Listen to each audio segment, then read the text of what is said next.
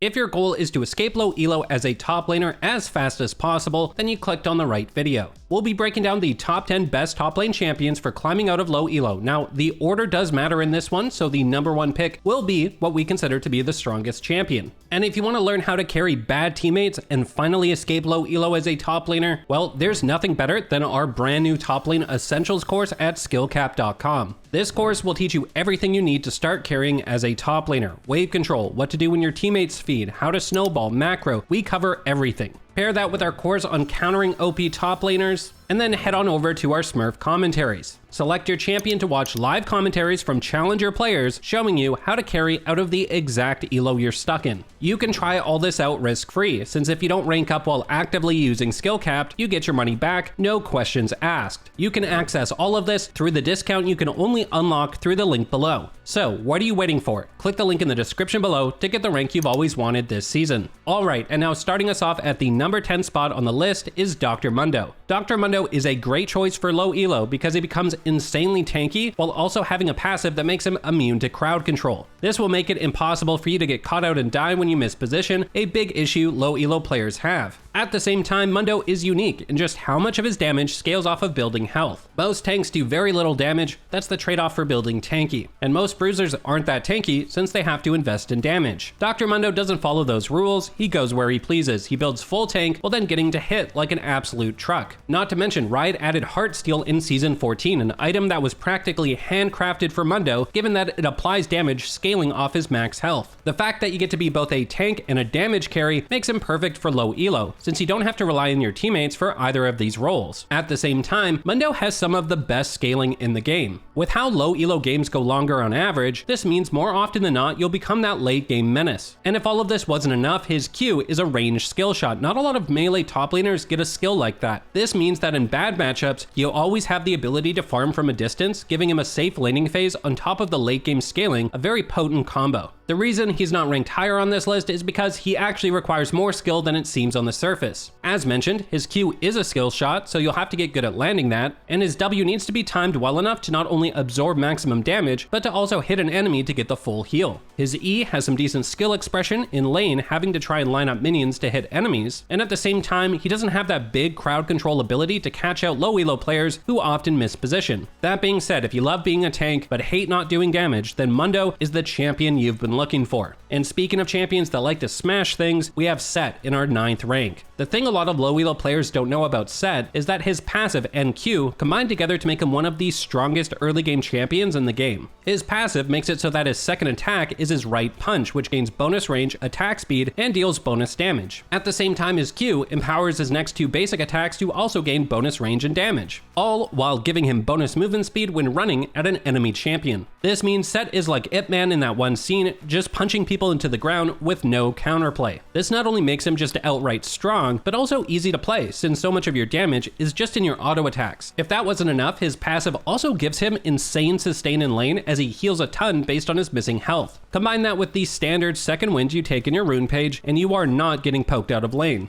I mean, if you're ever against a ranged top laner, you can even start Doran's shield and you're just immune to poke. Set is also great in low elo due to the crowd control he brings with his E and ultimate. Both are great at catching out the bad positioning of low elo players. If you do pick up Set though, there's really two mechanics you have to know. First is that your W does massive damage when hitting in the center. It even converts it to true damage. This means landing your W is key to playing Set well. The most common way you set this up is by using your E before your W. The knockback and slow usually guarantees it lands. However, the real combo you need to learn is W flash. You can flash at any point in your W animation to reposition yourself. This will net you a lot more kills once you master this. The reason why Set isn't ranked higher in this list is for two reasons. First, he's more of a mid-game champion and doesn't have that late-game scaling that's so overpowered in those longer low elo games. Second, despite him being on the easier side, he's still harder than champions we ranked higher while not being more powerful than them. Still, don't let that dissuade you from picking up Set. He's incredibly well-rounded, powerful, and versatile, and is still a fantastic champion for low elo. Moving on, our number 8 pick goes to this Shepherd of Souls, Yorick. Yorick is great in low elo because he's a dedicated split pusher. A split pusher is a champion that just pushes a side lane all game instead of ever grouping with their team. And this is a good thing, as split pushing is arguably the best way to carry games as a top laner in low elo, as you never have to rely on your teammates. However, unlike other split pushers that will be on this list, Yorick comes with with a lot more versatility. Most split pushers have to get into melee range to do damage. This can sometimes limit them if an opponent is in a good position to turtle and play safe under their turret. Yorick doesn't suffer from that problem, as his entire playstyle revolves around poking from range with his E ability. This gives you the ability to siege towers throughout the game if an enemy tries to turtle, a tool most top lane champions don't have. At the same time, the combination of his empowered Q, Demolish Rune, and building a Hull Breaker will let you delete towers in seconds, often ignoring the defenders. A lot of low elo players do find Yorick unapproachable though, but just follow the following 4 rules. First, just give up fighting for the lane level 1 and play safe. Like literally give up CS if you have to, just let them push and pick up the wave at the tower and hit level 3. Most Yorick players throw their lane with their weak level 1. This will give you time to build up graves, which comes to our second tip. Never fight without your ghouls. You're absolutely useless without them. Just stack up a bunch of graves, then when you land your E, the enemy is slowed, your ghouls spawn and jump them. You can then cast your W to trap them with your ghouls and look to fight them.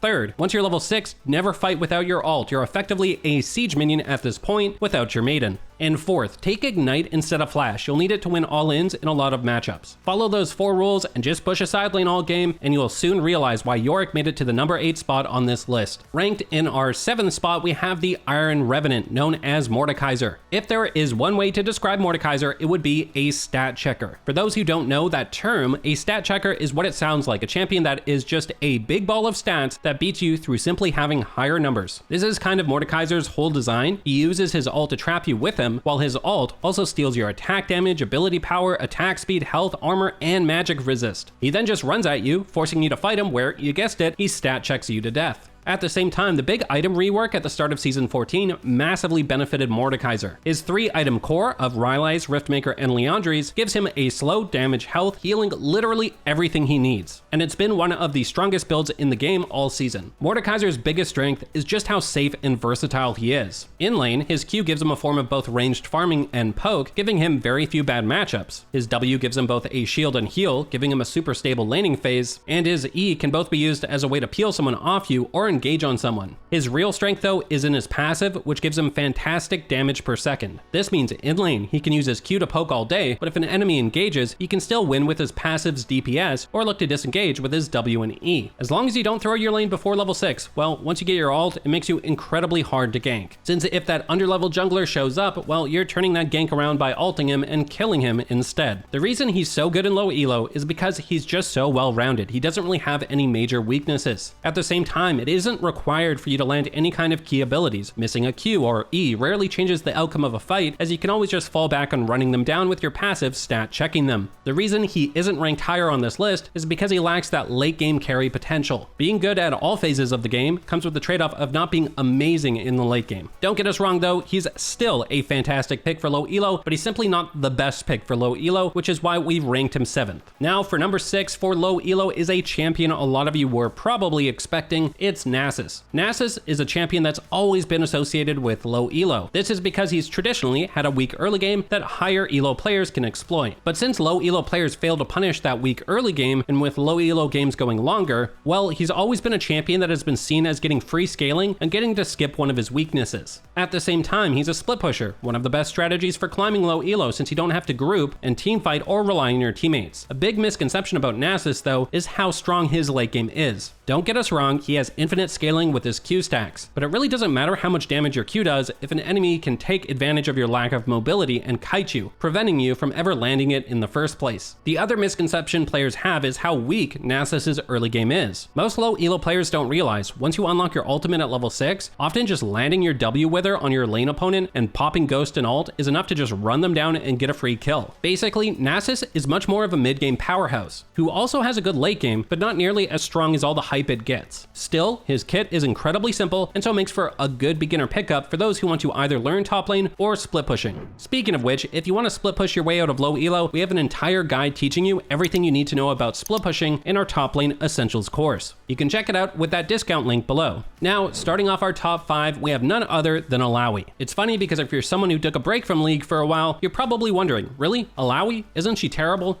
While if you're someone who's been playing actively, you're probably wondering, really? Shouldn't Alawi be ranked higher? Here's the thing, when Riot added the new map in Season 14, top lane got a lot more space, and Alawi's win rate plummeted to record-breaking lows. Riot tried to fix this by increasing her tentacle range by 150. Well, this fixed her alright, she became the strongest champion in the game overnight. So she got a minor nerf on the next patch, and ever since then, she's been in a much healthier but still very powerful spot. The reason why Alawi is so good in low elo though is because she's a dedicated split pusher. And because of her tentacle spawning mechanic, it really forces players to commit to this split push style. And this is a good thing, as split pushing is arguably the best way to carry games as a top laner in low elo, as you never have to rely on your teammates. She's also a bit simpler than other split pushers who often have to read the map more in fear of enemies collapsing on them. Alawi's whole playstyle is actually to have the enemy team collapse on her on purpose. As long as she lands her E on a target, she ults and then starts smashing tentacles down that delete the enemy while massively healing her. This lets her win fights when she's outnumbered. So it makes it really simple. Shove a lane, spawn your tentacles, and either crush her lane opponent or the enemies that come to try and help. No need to think about rotations or roaming or grouping with teammates. The only reason we don't rank Alawi higher up on this list is because it just boils down to her E ability. So much of your ability to win those outnumbered fights comes from not only landing your E, but also at times landing it on the right person. And often once you land your E, you need split-second decision making as you spam abilities, since your survival comes from the heal you get from the damage you land. Basically, she's a bit harder than other champions ranked higher on this list who can just simply run you down with auto attacks. She's also more of an early to mid game champion compared to the late game powerhouses ranked higher. Still, she made the top 5 for a reason. If you're someone who finds the split pushing style appealing, Alawi is one of the best choices. Sliding into our number 4 spot, we have Malphite. I already know some of you will have thought he would have been ranked higher, but don't worry, we'll explain why shortly. For now, let's talk about why he's so good in low elo. Firstly, he's incredibly straightforward to play. Spam Q on your opponents in lane. If they get into melee range, activate your E and W and auto them. At the same time, there's very few top lane champions as impactful in team fights as Malphite. His ultimate can swing fight simply by just hitting a squishy target that's out of position. At the same time though, with how low elo players struggle with good positioning, it's very common for multiple enemies to be grouped up for a big ult that swings the fight in your favor. It's also hard for you to get punished for being out of position. With how tanky you are, you can simply Q to steal movement speed and run away, or simply use your ult to escape, which although not ideal, does make him pretty forgiving to play. We haven't even touched on the fact that he's literally a hard counter to so many champions found in top lane. The fact his W and E's damage scales off building armor on top of his E applying attack speed slows means attack damage top laners, which is the majority of the top lane roster, are already fighting an uphill battle. The only thing that keeps him back from ranking higher on this list is that he lacks that 1v9 carry potential in the late game that is sometimes needed in low elo when you get especially bad teammates. Still, a champion that's easy to play, great laning phase, always fits great into the meta, with a high impact ult, you really can't go wrong with picking Malphite. Now, we entered the top 3, and the third spot is taken by the spin to win champion, Garen. Garen is arguably either the simplest or second simplest champion to play in top lane, but don't get it twisted, being easy doesn't mean he's any less powerful. He has a very straightforward way of playing the laning phase. If you have your W up, look to engage with Q into E and activate your W when the enemy tries to fight back. Then simply back off until your W comes back up and repeat. This becomes even easier once you unlock your ultimate, since often you can just Q into E and then finish them off with an ult. If all of this wasn't enough, his passive makes him very forgiving to play in lane, as it gives him an insane amount of healing. It's actually absurd when you combine it with the sustain you get from his starting item, Doran's Shield. So if you mess up somehow, you just sit in a brush until your passive comes up and watch as it looks like you just consumed a health pot. And if you need to leave the lane for whatever reason, his E is an insanely good wave clear tool. Often snowballing as Garen means you're either tower diving enemies with a Q, E into ult combo, or just using your E to wave clear into roaming, where you guessed it, once again hit a poor unsuspecting victim with your Q, E ult combo. This is why Garen is definitely the best beginner champion if you're new to top lane. The only reason he isn't placed any higher is that he doesn't have that true 1v9 carry potential in the late game due to him being more cooldown based and not having that non-stop DPS to shred through entire teams. And speaking of non-stop DPS, our second spot goes to the Troll King, Trundle. So throughout this entire video, we've been singing the praises of a split push playstyle in solo queue. Well, here's the thing about Trundle. He's not only a god tier split pusher, but he also has one of the strongest early laning phases in the game. Unlike other split pushers that need some time to ramp up, like Nasus, Yorick, and Alawi, Trundle just starts the game able to 1v1 most champions, right from level 1. In many ways, he's kind of just a stronger version of Nasus. The really crazy thing about Trundle though, is that he might just be the easiest champion to play on this list. It's him or Garen. Trundle's entire playstyle is press W, which is a giant AoE that gives him bonus attack speed and movement speed. Just throw his pillar somewhere behind the enemy as it slows them, then run at the enemy, auto attack and spam Q. That lowers the enemy's attack damage, by the way, and there you go, you're now a Trundle master. In all seriousness though, it gets even easier once he hits level 6, as his ultimate is a point and click ability that literally just stat checks the opponent. Not only does it deal damage based on the enemy's max health and heal him for the same amount, but it then shreds 40% of their armor and magic resist. So yeah, good luck trying to build tanky against Trundle. All the other split pushers on this list usually force you to think about how you're going to use your spells or make sure you land a key spell in some way. Trundle just runs at people and smashes them with a club until their screen turns gray. He's also been incredibly strong all of season 14, as the new Ravenous Hydra gave him both insane wave clear and sustain. Since his passive heals him whenever something dies near him like minions, you just walk up to the wave, use your Hydra active and passive to clear the wave and heal up to full. At the same time, he massively benefited from the new Hullbreaker rework, as the damage comes from having decent attack speed since it activates on your 5th attack. And Trundle's W gives him 110% bonus attack speed. I know, that's insane when it's maxed out, which he always maxes second. If there's one champion on this list that you can truly pick up for the first time and just start demolishing players, it's Trundle, which is why he comes in as our second pick. And finally, we have our number 1 pick for climbing out of low elo, the righteous one, Kayle. Kayle is nearly the perfect champion for low elo. She has arguably the strongest late game of any champion on this list, which is super valuable in low elo where games go longer. This is because Riot designed her to literally just get free scaling, as she ascends at level 6, 11, and 16. But it's not just that she has a strong late game, it's also that she's so versatile as that late game carry. Most top lane champions that have scaling baked into their kit have some way of other champions still countering them. A good example is Nasus with his infinite scaling on his Q. He can still be shut down late game with good kiting and peel. Kayle just avoids all of this due to the fact that she's ranged. The only real trouble you'll have is against a really fed Xerath or artillery mage that can outrange you. But that's not entirely true. Her W not only heals her and an ally, but also gives both of you a massive movement speed boost to either close the distance or kite back. That's kind of her whole kit in a nutshell. She's just amazing at everything. If your team is diving, great, you can rain down damage with your auto, speed boost your divers with your W, and if one of them gets low, ult them to keep them alive, well then bursting the entire team with it. If your team is kiting, that's also great. You can kite with your ranged auto, speed boost and heal with your W to create distance, and if anyone is getting focused, you ult them to save them. It's kind of like you get to be that late game hyper carry DPS machine like Kog'Maw and Jinx, but instead of needing a support Lulu to protect you, you get to be your own support and protect yourself. And the thing is, Kayle doesn't really fit well in any other lane, so she's just this perfect hyper carry for low elo that can really only be played in top. If all of this wasn't enough, she has 2 build paths that are both incredibly viable, where she either builds on hit with attack damage and attack speed, or something more AP heavy. This means you can always adapt to the enemy team composition. If the enemy is tanky, you just opt for the attack damage on hit, and if they're squishy, you go ability power heavy for more burst. Kayle's real only weakness is her early laning phase, but to be honest, it's not that bad. Both your E and Q give you long range poke tools to either win your lane or just transition into using them to CS from a safe distance into hard matchups. Not to mention, low elo players really struggle with the nuanced early aggression necessary to shut her down, so you often just get a free lane to scale. The only other weakness she has is that she does require a bit more mechanical skill than most, since you'll ideally need to have good kiting. But if we're being honest, it's not really that true, as it's not uncommon for Kayles to just stat check opponents in melee range late game, spamming auto attacks as they stand still, then just ulting themselves. Basically, she's not only great at carrying you out of low elo, but also as you improve at her, you'll be in a great position to continue climbing into the higher ranks. Speaking of which, if you truly want to learn how to climb ranks fast as top lane, there is nothing better than our brand new top lane course at Skill Capped. It covers the A through Z of everything you need to know to climb as a top laner. That's everything from wave control, what to do when your teammates feed, how to snowball, macro, we cover everything. You can try this all out risk-free, since if you don't rank up while actively using Skill Capped, you get your money back, no questions asked. You can access all of this through the discount you can only unlock through the link below. So, what are you waiting for? Click the link in the description below to get the rank you've always wanted this season. Alright, and that will do it for this one. We here at Skill Capped want to thank you for watching, and we'll catch you in the next one.